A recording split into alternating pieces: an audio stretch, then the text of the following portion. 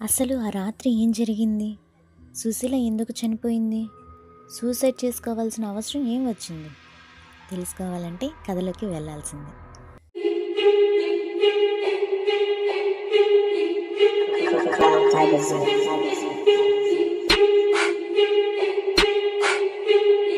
సుశీల ఎన్నో ఆశలతో degree complete చేయాలని పల్లెటూరు వదిలి సిటీకి వచ్చింది. కాలేజ్లో జాయిన్ అయింది. సుశీలకి తెలిసిన వాళ్ళు ఎవరూ లేకపోవడంతో సుశీల నాన్న తనని హాస్టల్లో జాయిన్ చేశారు. అసలు కథ ఇప్పుడు మొదలవుతుంది.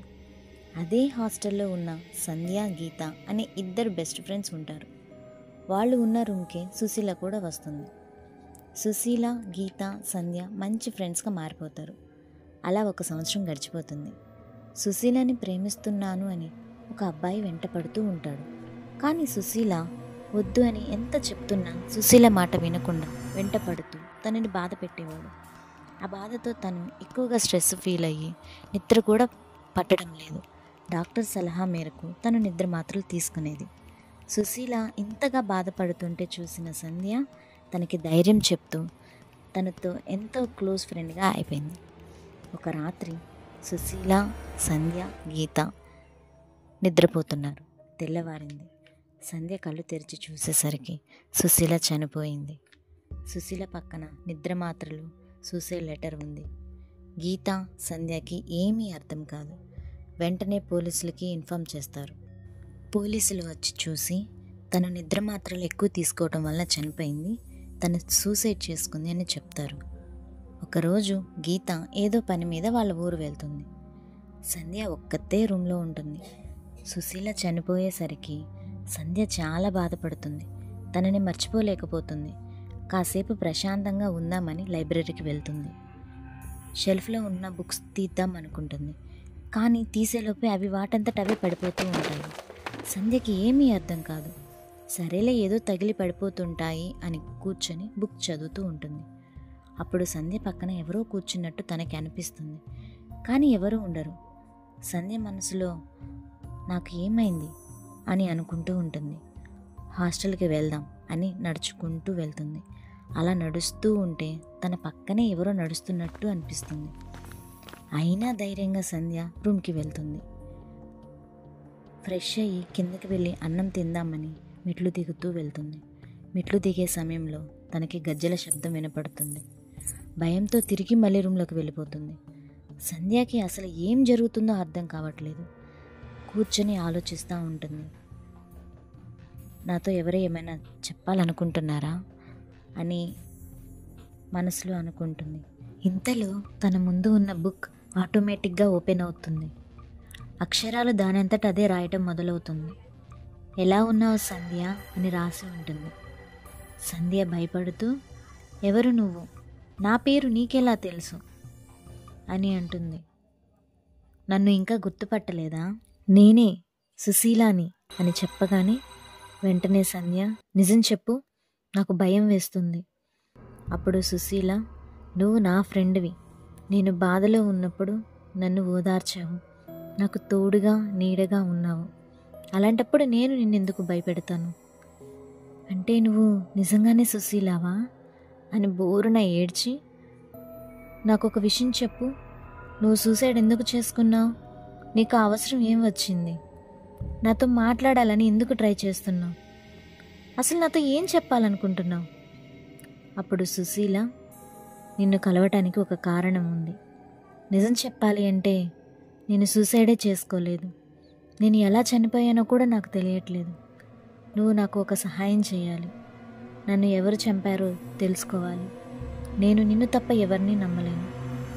సో ప్లీజ్ నన్ను ఎవరు చంపారో కనిపెట్టి ఆ విషయాన్ని నాకు చెప్పు అని సంధ్యని ఎంతగానో ప్రాధేయపడుతుంది. అప్పుడు సంధ్య, నువ్వు సూసైడ్ చేసుకున్నావు అంటేనే నేను నమ్మలేకపోయాను. ఖచ్చితంగా నేను ఎవరు చంపారో కనిపెడతాను. అది ఒక ఫ్రెండ్గా నా బాధ్యత కూడా అంటుంది. ఇంతలో బుక్ క్లోజ్ అవుతుంది. అప్పుడు సంధ్య ఆలోచిస్తూ, సుశీలాని చంపాల్సిన అవసరం ఎవరికి ఉంది? తనకి శత్రువులు ఎవరు ఉన్నారు? ఒకవేళ సుశీలాని ప్రేమిస్తున్నా అని తన వెనకాల పడ్డ అబ్బాయి ఏమైనా చేశాడా అని అనుమానిస్తూ ఆ అబ్బాయి గురించి అన్ని విషయాలు తెలుసుకుంటుంది. కానీ ఆ అబ్బాయి సుశీలాని చంపలేదని నిర్ధారించుకుంటుంది. మరి సుశీలాని చంపాల్సిన అవసరం ఎవరికుంది అనుకుంటూ అసలు తను చనిపోయినప్పుడు తన దగ్గర ఏమున్నాయి అని రూమ్ మొత్తం వెతుకుతుంది. అప్పుడు తనకి సూసైడ్ లెటర్ కనబడుతుంది. అది ఓపెన్ చేసి జాగ్రత్తగా గమనిస్తే సంధ్య షాక్ అవుతుంది. ఇంతలో ఊరికి వెళ్ళిన గీత వస్తుంది. గీతని చూసిన సంధ్య గీతతో ఇలా అంటుంది, ఎందుకు ఇలా చేశావు? అన్యాయంగా ఒక జీవితాన్ని నాశనం చేయాలని ఎలా అనిపించింది? వెంటనే గీత, ఏం మాట్లాడుతున్నావు? నాకేం అర్థం కావట్లేదు. అప్పుడు సంధ్య, నువ్వు ఇంకా నిజం దాచిపెట్టాలని చూడకు, నాకు అంతా తెలిసిపోయింది. అప్పుడు గీత, అవునా, సరే నీకు తెలిసిన ఆ నిజం ఏంటో చెప్పు. వెంటనే సంధ్య, నువ్వు సుశీలాని ఎందుకు చంపావు అంటుంది. అప్పుడు గీత షాక్ అయ్యి, ఏంటి, నేను సుశీలాని చంపానా? తను నాకు కూడా ఫ్రెండే, నేనెందుకు చంపుతాను? అప్పుడు సంధ్య గీతతో, ఇంకా నువ్వు నటించాలని చూడకు, సుశీలాని నువ్వే చంపావని నా దగ్గర సాక్ష్యం ఉంది. అప్పుడు గీత, అవునా, ఆ సాక్ష్యం ఏంటి మరి, నాకు చూపించు. వెంటనే సంధ్య సూసైడ్ లెటర్ తీస్తుంది. నాకు నీ రైటింగ్ తెలుసు, సుశీల రైటింగ్ తెలుసు, నేను నీ ఫ్రెండ్ని. ఆ సూసైడ్ లెటర్లో ఉన్న హ్యాండ్ రైటింగ్ సుశీలది కాదు, ఆ రైటింగ్ నీది. అప్పుడు గీత నవ్వుతూ, హో, నీకు నిజం తెలిసిపోయిందా? పర్లేదే, బాగానే కనిపెట్టావు. అవును, సుశీలాని చంపింది నేనే. అయితే ఇప్పుడేం చేస్తావు? దానికి సంధ్య, ఎందుకు చంపావు? తను నిన్నేం చేసింది? ఎన్నో ఆశలు కలలతో చదువుకోవడానికి వస్తే తనకి జీవితమే లేకుండా చేశావు అని సంధ్య ఎంతగానో బాధపడుతుంది. అప్పుడు వెంటనే గీత ఇలా చెప్తుంది, హా, చంపరా మరి? సుశీల రాకముందు మనిద్దరం చిన్ననాటి నుండి ఎంత మంచి ఫ్రెండ్స్మి. తను వచ్చాక నాతో సరిగ్గా మాట్లాడటమే లేదు, నన్ను దూరం పెట్టేదానివి. నేను ఎన్ని రోజులు నిద్ర లేకుండా ఏడ్చానో నాకు మాత్రమే తెలుసు అని గీత ఎంతో బాధపడుతూ సంధ్యతో చెప్తుంది. అప్పుడు సంధ్య ఇలా అంటుంది, అయితే ఆ విషయం నాతో మాట్లాడాలి, అంతేగాని ఆవేశంతో ఇలా చంపటం మంచిది కాదు. అది సరే గాని ఇంతకీ సుశీలని ఎలా చంపావు నువ్వు? దానికి గీత ఇలా చెప్తుంది, ఆ రాత్రి నువ్వు, సుశీల, నేను నిద్రపోతున్నాము. మధ్యరాత్రిలో సుశీలకి నిద్ర పట్టక నిద్ర మాత్రలు వేసుకుందామని నిద్రలేస్తుంది. సుశీల గ్లాసు నీళ్ళలో టాబ్లెట్లు వేసి కలుపుతుంది. ఇంతలో బయట ఏదో శబ్దం వచ్చింది. ఆ శబ్దం ఏంటో చూడడానికి సుశీల రూమ్ బయటకు వెళ్తుంది. ఇదే సమయం నాకు మంచి అవకాశం వచ్చింది, సుశీలని ఎలా అయినా చంపాలి అని ఒక ఆలోచన వచ్చింది నాకు. వెంటనే నేను లేచి సుశీల కలుపుకున్న నీళ్ళలో ఎక్కువ టాబ్లెట్స్ కలిపేశాను. మళ్ళీ సుశీల రావటం చూసి నేను పడుకున్నాను. సుశీల తెలియకుండా ఆ నిద్ర మాత్రలు ఎక్కువ కలిపిన నీళ్లు తాగుతుంది. కొద్దిసేపటికి తను చనిపోతుంది. తను చనిపోయాక నేను లేచి ఎవరికీ అనుమానం రాకూడదని సూసైడ్ లెటర్ రాశాను, కానీ అది నువ్వు కనిపెట్టేశావు. ఇంతలో సంధ్య, గీత ఉన్న ప్రదేశం మొత్తం పెద్ద గాలి వస్తుంది. రూమ్లో ఉన్న వస్తువులు, బుక్స్ అన్నీ కింద పడిపోతూ ఉంటాయి. గీతకి ఏమీ అర్థం కాదు ఏంటిది అని, కానీ సంధ్యకి అర్థమవుతుంది. అప్పుడు సంధ్య ఇలా అంటుంది, సుశీల, ఇక్కడ ఉంది నువ్వేనా? అప్పుడు ఆ సుశీల ఆత్మ గీతను కోపంతో కొడుతూ తనను చంపడానికి చావు అంచుల వరకు తీసుకువెళ్తుంది. గీత ఇలా అంటుంది, నన్ను కాపాడండి, కాపాడండి, ఎవరు నన్ను కొడుతున్నారు? నాకేం అర్థం కావట్లేదు. సంధ్య, కాపాడు, కాపాడు, ఎవరు నన్ను కొడుతుంది? నాకేం అర్థం కావట్లేదని కేక వేస్తూనే ఉంటుంది.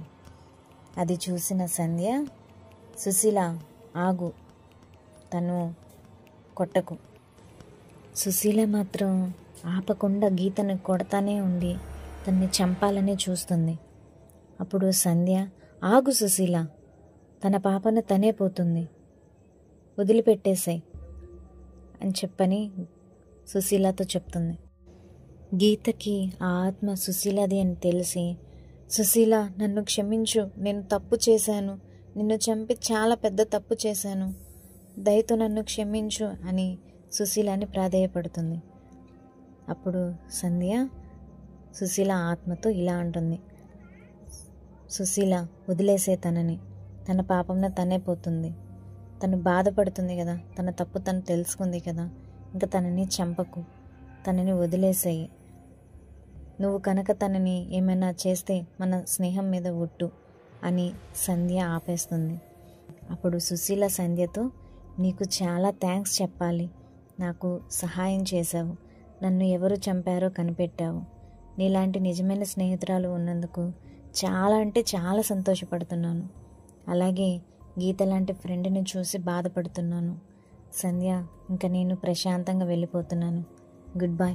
చూశారుగా ఫ్రెండ్స్, సుశీల జీవితంలో ఒక ఫ్రెండ్ మంచి చేస్తే ఇంకో ఫ్రెండ్ ద్రోహం చేసింది. మన జీవితంలో కూడా ఎవరితో అయినా పరిచయం చేయడం మొదలుపెట్టినప్పుడు కొంచెం తెలుసుకొని ఫ్రెండ్షిప్ చేయండి. ఫ్రెండ్స్, మీకు కూడా ఏమైనా నిజమైన హారర్ ఎక్స్పీరియన్స్ అయితే, లేకపోతే నిజంగా జరిగిన సంఘటన ఏమైనా తెలిస్తే కామెంట్ చేయండి. వీడియో నచ్చితే లైక్, షేర్, సబ్స్క్రైబ్ చేయండి.